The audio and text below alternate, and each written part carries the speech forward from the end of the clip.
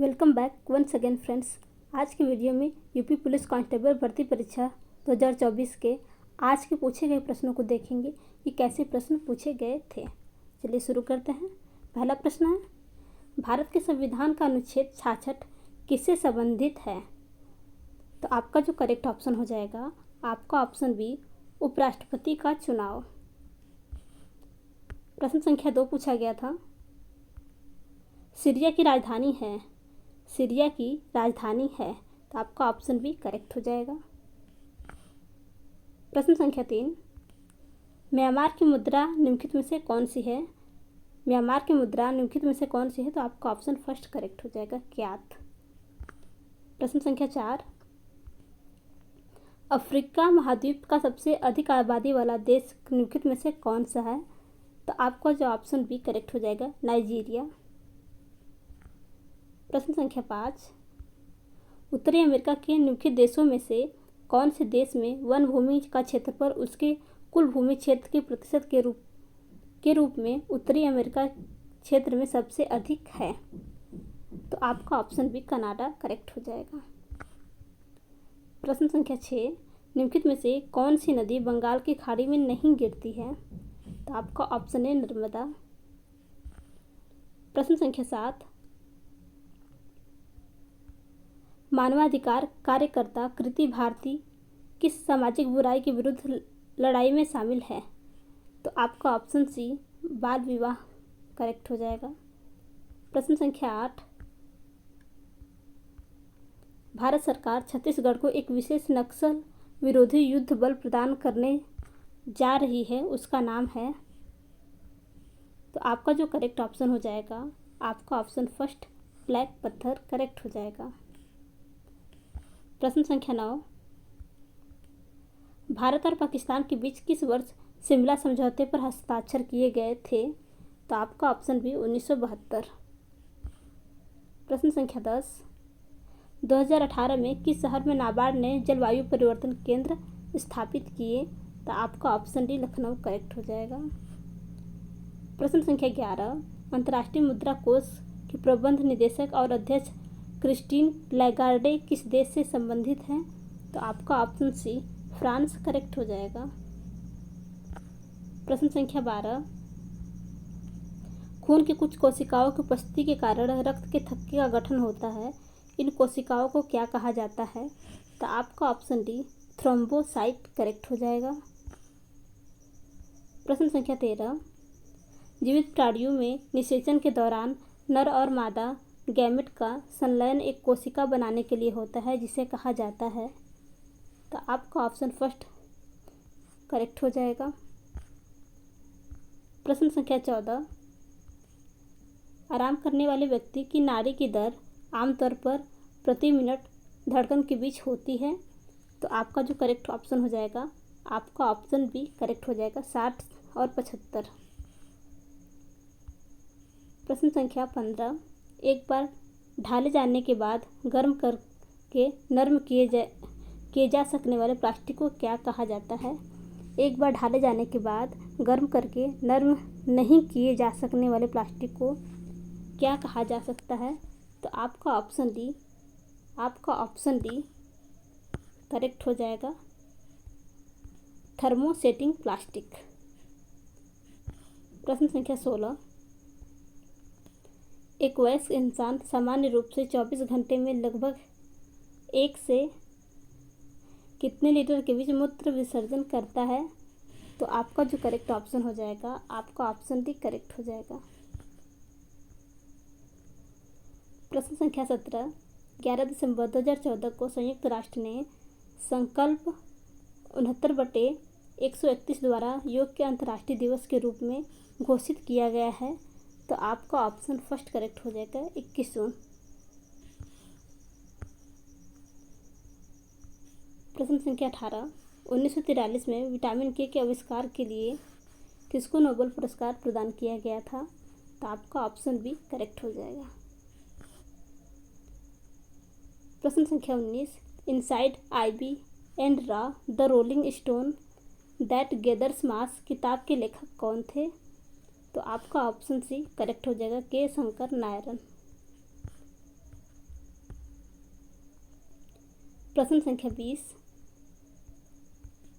किस संशोधन ने संसद और राज्य विधानमंडलों पर माल और सेवा कर को नियंत्रित करने वाले कानून बनाने के लिए एक साथ शक्ति प्रदान की है? तो आपका ऑप्शन डी करेक्ट हो जाएगा। प्रश्न संख्या 21, एक अनाधिकृत कंप्यूटर प्रोग्राम एक अधिकृत कार्यक्रम की तरह व्यवहार करता है, जिससे वह वास्तव में क्या कर रहा है उसे छिपाता है, इसे संभवतः कहते हैं। आपका ऑप्शन फर्स्ट करेक्ट हो जाएगा, ट्रोजन हॉर्स। प्रश्न संख्या 22, जकार्ता एशियाई खेल 2018 में शूटिंग में स्वर्ण पदक जीतने वाले 16 वर्षीय सौरभ चौधरी उत्तर प्रदेश के किस जिले से संबंधित हैं? तो आपका ऑप्शन सी मेरठ करेक्ट हो जाएगा। प्रश्न संख्या 23, निम्नलिखित में से कौन सी नदी यमुना नदी की सहायक नदी नहीं है? तो आपका ऑप्शन डी करेक्ट हो जाएगा। प्रश्न संख्या 24, मृदा जिससे मुख्य रूप से पोटास की कमी है उत्तर प्रदेश के किस जिले में पाई जाती है? तो आपका ऑप्शन फर्स्ट जौनपुर करेक्ट हो जाएगा। प्रश्न संख्या 25, उत्तर प्रदेश का निम्नलिखित में से कौन सा जिला बुंदेलखंड क्षेत्र का हिस्सा है? तो आपका ऑप्शन सी महोबा करेक्ट हो जाएगा। प्रश्न संख्या 26,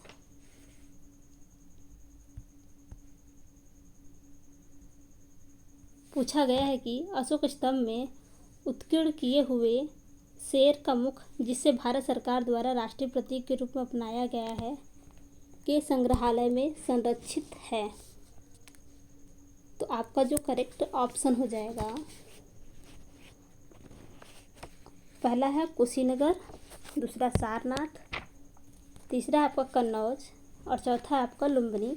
तो आप सभी समझ गए होंगे कि इसका आपका ऑप्शन बी सारनाथ ही करेक्ट होगा। प्रश्न संख्या 27, चंदेल शासक के दौरान उत्तर प्रदेश का निम्नलिखित में से कौन सा क्षेत्र जिचक भक्ति या जय होटी के नाम से जाना जाता था? तो आपका ऑप्शन बी बुंदेलखंड करेक्ट हो जाएगा। प्रश्न संख्या 28,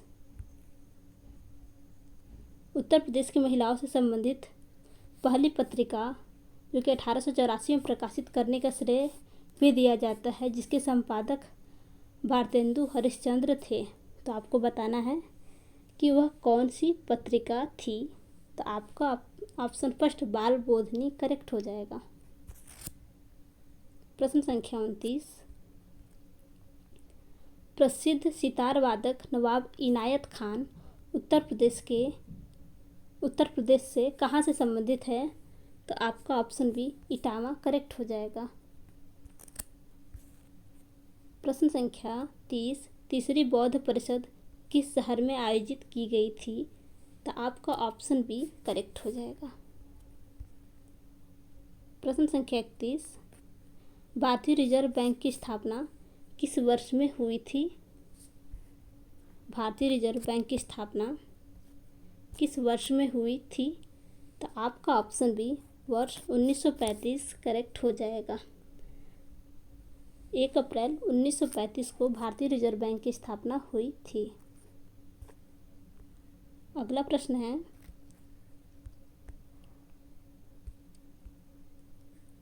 चम्माचेरी कुंडी रमण नायर निम्नलिखित में से किस नृत्य के रूप में उल्लेखनीय नर्तक हैं?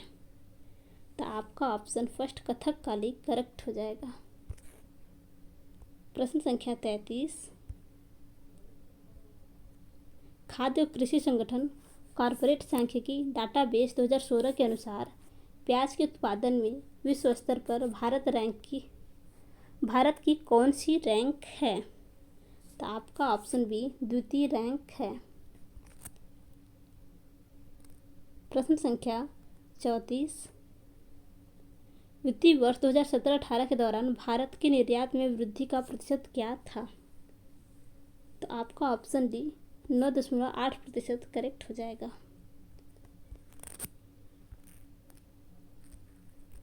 प्रश्न संख्या 35, भारत के संविधान का निम्नलिखित में से कौन सा भाग नागरिकता से संबंधित है? तो आपका ऑप्शन बी करेक्ट हो जाएगा, भाग द्वितीय यानी भाग सेकेंड।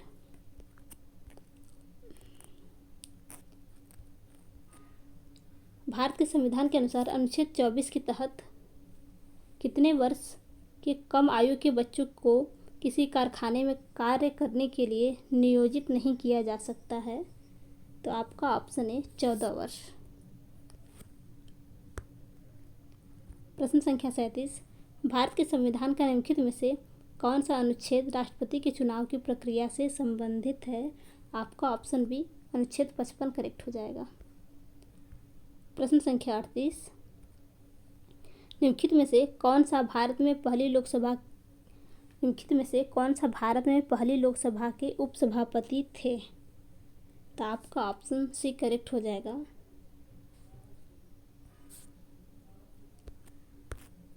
अगला प्रश्न है प्रश्न संख्या 114। प्रश्न संख्या 114, इसमें पूछा गया है कि कर्मवाच्य में प्रधान होता है। कर्मवाच्य में प्रधान होता है, तो आपका ऑप्शन डी कर्म करेक्ट हो जाएगा। प्रश्न संख्या 115, जिन शब्दों में लिंग, वचन, कारक आदि के कारण कोई परिवर्तन नहीं होता है वह कहलाते हैं? तो वह आपका ऑप्शन सी अव्यय करेक्ट हो जाएगा। प्रश्न संख्या 116, इस विराम चिन्ह यानी प्रश्नवाचक चिन्ह जो है, इस विराम चिन्ह का क्या नाम है? तो आपका ऑप्शन बी प्रश्नवाचक। प्रश्न संख्या 117, मुहावरे अपना सामान्य अर्थ न देकर अर्थ प्रकट करते हैं? तो आपका ऑप्शन फर्स्ट करेक्ट हो जाएगा, विशेष। प्रश्न संख्या 118, एक पंथ दो काज लोकोक्ति का अर्थ है? तो आपका ऑप्शन डी एक ही काम से दो लाभ होना।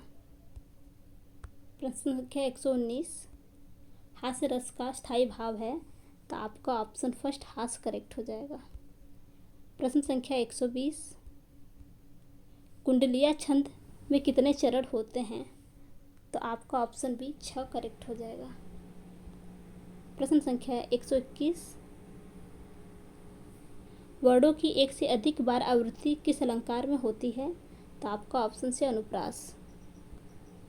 प्रश्न संख्या 122, शब्द की सबसे छोटी इकाई क्या कहलाती है?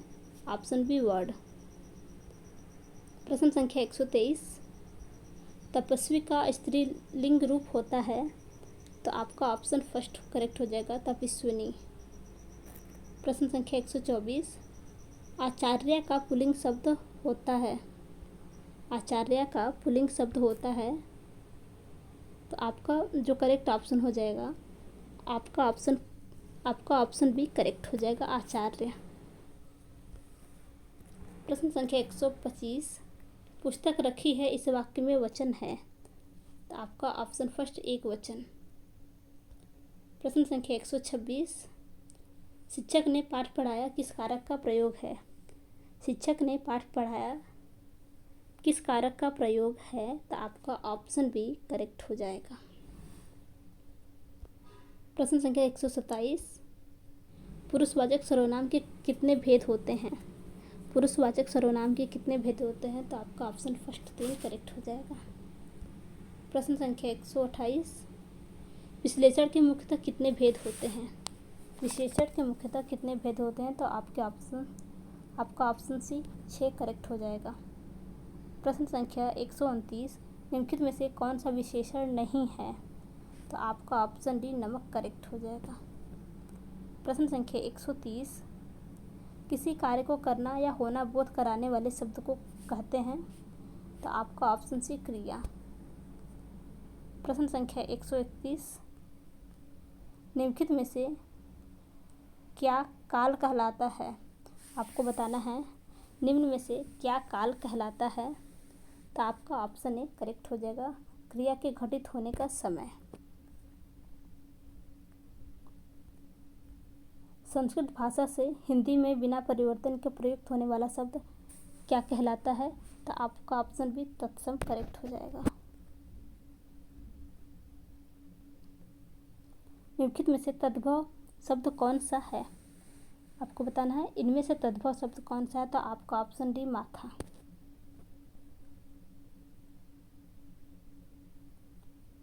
अगला प्रश्न है समान अर्थ बताने वाले शब्द क्या कहलाते हैं। समान अर्थ बताने वाले शब्द क्या कहलाते हैं, तो आपका ऑप्शन सी। समान अर्थ बताने वाले शब्द क्या कहलाते हैं, तो आपका ऑप्शन सी पर्यायवाची शब्द करेक्ट हो जाएगा। अगला प्रश्न है अग्रज का सही विलोम क्या होता है। अग्रज का सही विलोम क्या होता है, आपका ऑप्शन फर्स्ट करेक्ट हो जाएगा, अनुज। अगला प्रश्न पूछा है कि धन का मतलब होता है। धन का मतलब क्या होता है, तो आपका जो करेक्ट ऑप्शन हो जाएगा आपका ऑप्शन बी अर्थ। अगला प्रश्न है अपने जीवन पर स्वयं लिखी कथा वाक्यांश के लिए शब्द होगा, तो आपका ऑप्शन डी आत्मकथा। अन्न और अन्य शब्द युग्म के सही अर्थ भेद का चयन कीजिए। आपको बताना है कि दोनों का अर्थ क्या क्या है। एक अन्न पूछा है और दूसरा अन्य। तो इस शब्द युग्म का हमें सही अर्थ बताना है, तो इसका जो सही जवाब हो जाएगा आपका ऑप्शन ए करेक्ट हो जाएगा। पहले अन्न का मतलब है अनाज और दूसरे अन्य का मतलब है दूसरा।